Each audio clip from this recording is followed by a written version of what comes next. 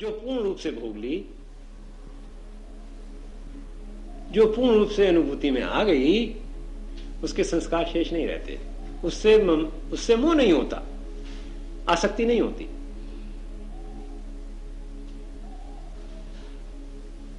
तो आसक्ति केवल उससे होती है जहां अधूरापन है। उस घर से मोह होता है जहां की आपने जिम्मेवारी पूरी तरह निभाई नहीं है, उस घर से मोह हो जाता है।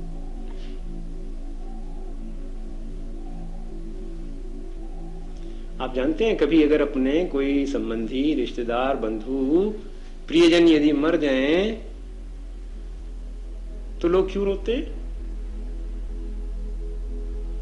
कभी सोचा आपने क्यों रोते हैं?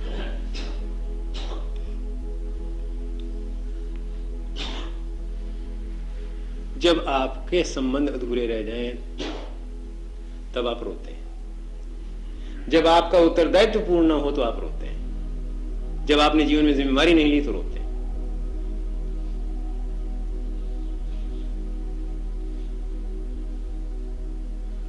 या जिससे कुछ मांगना हो, जिससे कुछ लेना हो तब रोते हैं। अपने स्वार्थ के लिए रोते हैं, कभी किसी के लिए नहीं रोते।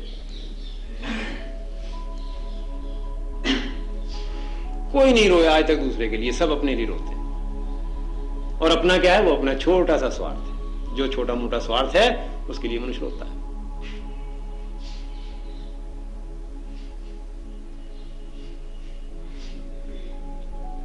जब कभी कोई यदि हमारा पिता मर गया तो रोकते किस बात से हैं? वो इस बात से रोते हैं कि वो पिताजी मर गए और ऐसे अचानक मर गए, हार्ट अटैक से मर गए कि हमें तो खबर भी नहीं हुई कि कब मरने वाले हैं, नहीं तो कुछ सेवा ही कर लेते। अरे जिसने सेवा नहीं की उसी को तो मिला देते हैं, सेवा कर लेते। जिसने अगर सेवा सारी उम्र की वो ये थोड़ी कहेगा सेवा कर लेते। तो जो मरने वाले पिता की सेवा ना करने का जिसको दुख हो रहा है केवल उसको हो रहा है जिसने सेवा नहीं की। इसलिए वो चाहता है कि पिताजी मरे तो कैंसर से मरे, हार्ट अटैक से ना मर जाए। 6 महीने साल भर तो जिंदा रहेंगे ना, गल गल कर सड़ सड़ कर मरेंगे तो हम सेवा करते रहेंगे उनकी, क्योंकि बाकी जीवन तो कभी सेवा की नहीं हमने। तो मना ये रहे हैं कि प्रभु हमारे पिता को कैंसर कर दे ताकि लंबी बीमारी हो और हमें सेवा करने का मौका मिल जाए। देखो कैसा मनुष्य सोचता है, स्वार्थी कितना है।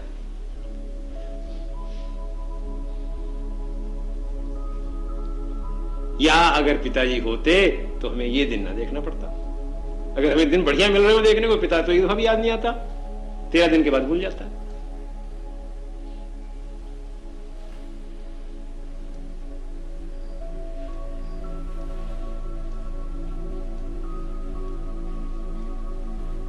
इस बात को लेकर कोई नहीं होता कि पिताजी स्वर्ग चले गए हैं, पता नहीं स्वर्ग में होंगे या नरक में होंगे, पता नहीं वहां उनके पास रजाई होगी या नहीं होगी। इस बात को लेकर कोई नहीं रोता।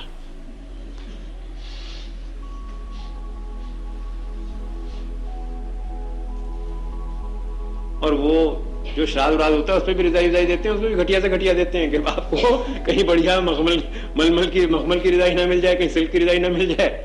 खुद तो सिल्क की रजाई ओढ़ते हैं, बाप के लिए वो घटिया से घटिया 50 रुपए की रजाई भेजते हैं, दान करते हैं। तो बात ये भाई कि जो रोना धोना है मनुष्य का, ये रोना धोना अपने अधूरे कर्मों का है, किसी के लिए कोई नहीं रोता। तो अगर हमारा कर्म अधूरा नहीं है तो मोह समाप्त हो गया, भय समाप्त हो गया। और जिसको आप मुक्ति कहते हैं, मुक्त पद कहते हैं, आत्मबोध कहते हैं, कैवल्य कहते हैं, वो सामने आ गया। आपको उसके पीछे दौड़ने की जरूरत नहीं है।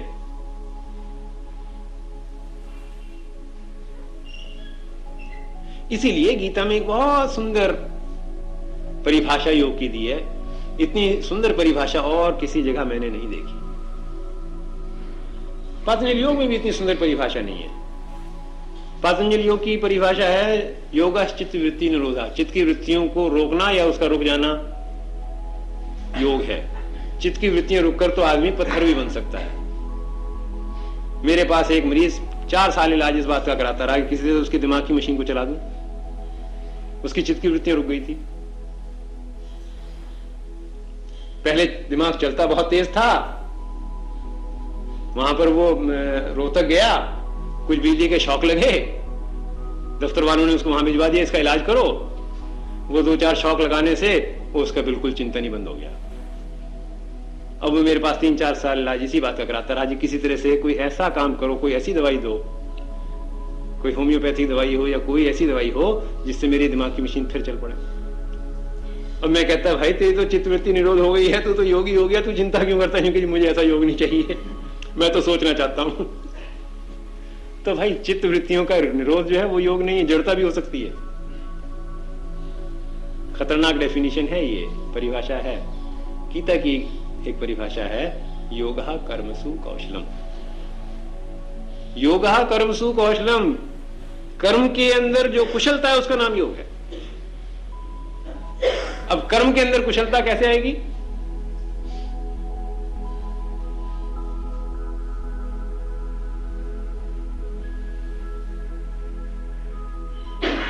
कर्म के अंदर कुशलता आएगी जब जो आप कर्म कर रहे हो उसका पूर्ण उत्तरदायित्व ले लोगे, पूर्ण जिम्मेवारी ले लोगे, तब कुशलता आ जाएगी।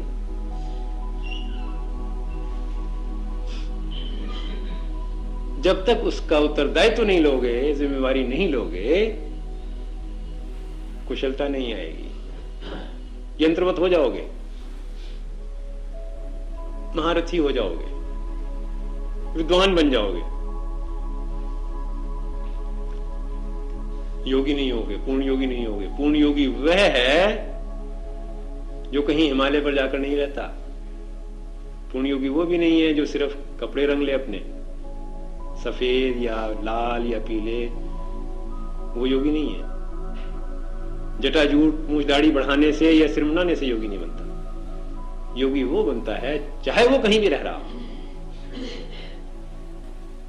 समाज में रह रहा हो, संसार में रह रहा हो, ये संन्यास मार्ग में रह रहा हो, जो अपने कर्म की पूर्ण रूप से उत्तरदायित्व को ले लेता है और जो अपने कर्म की उत्तरदायित्व को पूर्ण रूप से अपने सिर पर ले लेता है, वो कर्म के अंदर कुशलता को प्राप्त हो जाता है, कौशल्य को प्राप्त हो जाता है। तो जो कर्म के अंदर कौशल को प्राप्त हो गया, उसका भय मिट गया, उसका मोह मिट गया, हिंसा मिट गई, असत्य मिट गया, अस्तेय चोरी मिट गई। जो पूर्ण जिम्मेवारी ले रहा है अपने कर्म की, वो दूसरों के घर को बर्बाद करके उजाड़ कर उनके घर से चुरा चुरा कर अपना घर नहीं भरेगा। वो बड़ा गैर जिम्मेवारी का काम है। उसके बाद जब सजा होगी फिर रोएगा, फिर पछताएगा, फिर जज को गाली देगा।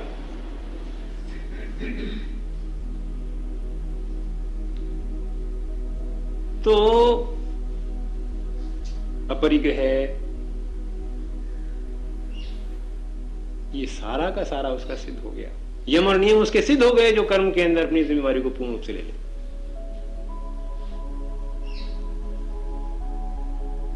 देखो बात यह है, हमारे देश में कहीं कहीं ऐसा है कि जो ब्राह्मी स्थिति को लोग पहुंचे हैं, कैवल्य स्थिति को लोग पहुंचे हैं, उनका व्यवहार बड़ा विचित्र हो गया है कई बार। और आज समय तो बहुत थोड़ा रह क्या गया, खत्म ही हो गया, पर मैं आपको एक बात कहकर खत्म करूंगा इसकी, ये फिर अगली रविवार को सिलसिले को जारी रखेंगे। कि एक बार कबीर साहब, जिनका भजन भी आपने सुना, वो भजन की बात तो सहज समाधि की बात हो ही नहीं सकी, वो अगली बार करेंगे। ये ऐसी बात है कि खत्म ही नहीं होने में आ रही, बढ़ती चली जाती है कहीं ना कहीं से। तो कबीर साहब का बेटा जो था वो भी योगी था, क्योंकि सारा संस्कार जो घर का था वो सारा योगियों का हो गया। कबीर भी योगी, कबीर की पत्नी भी योगी, कबीर का पुत्र भी योगी, कबीर की पुत्री भी योगी। तो एक दिन पुत्र ने बाप से कहा कि महाराज आप जो ये साधु संतों खिलाते रहते हो, यहां तो घर में रोटी भी पूरी नहीं होती, आप ये कर क्या रहे हो, कहां से आएगा इतना? तो कबीर साहब ने कहा भाई नहीं कहीं जाएगा, चोरी कर ला। तो बेटे ने कहा कि आज ये ऐसे महाज्ञानी बाप ने ये क्या बात कर दी, चोरी कर ला? कि जी ठीक कह रहे हो आप, चोरी कर ला। हाँ कह रहा हूं चोरी कर ला। तो कहने कि अच्छा जी अगर चोरी कर ला तो फिर चोरी करके लाऊंगा। कि अच्छा कि जी पिताजी मगर आपको भी साथ चलना पड़ेगा, कि भाई चलेंगे। तो अब वो रात जब आई, वो बेटे तो बहुत पक्का था, वो भी तो योगी था, वो कहने लगा बाप को पूरा परखना ही, बात क्या कहती कि चोरी कर ला। रात हुई नहीं, पिताजी चलो चोरी करने चलते हैं। चलो बेटा। गए, वो एक सेठ के यहां पर गोदाम था, वहां पे अनाज रखा था अंदर, उसमें एक सेंध लगाई कि जाओ बेटा तुम जवान हो, मैं तो बूढ़ा हूं, अंदर जाके बोरी खींच लाओ, फिर सिर पे लाद कर ले चलेंगे। वहां जाकर उसने, कमाल ने, एक बोरी बाहर खींची और बाहर आ गए। तो वो कहने लगे कि चलो पिताजी, कि चलते तो हैं मगर भाई सेठ को तुमने कह दिया कि चोरी करके जा रहे हैं। कि नहीं, कि भाई ये तो बड़ा गैर जिम्मेवारी का काम है, इसकी चोरी अगर कम से कम की है तो इसको खबर तो देते जाओ कि हम ले जा रहे हैं तुम्हारा सामान। कर्म अधूरा नहीं होना चाहिए, जिम्मेवारी पूरी ले लो इसकी, चोरी करने में कोई हर्ज नहीं है। तो अगर आप पूरी जिम्मेवारी ले लेंगे तो चोरी कर नहीं सकते। जिम्मेवारी क्या है कि जिसकी चीज उठाई कह दो महाराज आपकी लेके जा रहा हूं, फिर तो चोरी नहीं रही।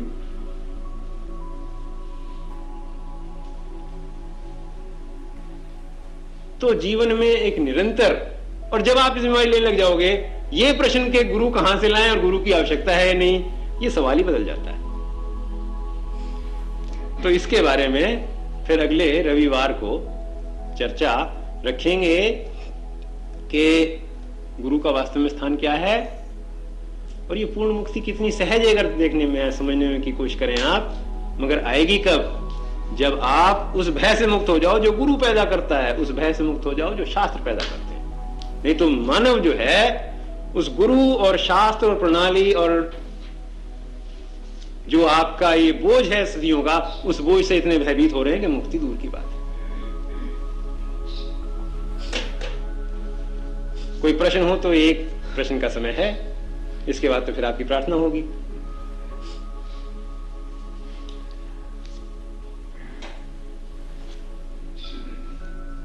चलिए ये भी अच्छा है, कोई प्रश्न नहीं है, टाइम हमारे पास ज्यादा ही था ही नहीं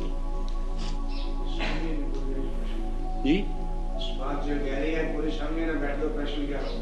जो गहरी बात होती है वो नीचे गहराई में तो जाए, प्रश्न फिर आसानी से होता भी नहीं है।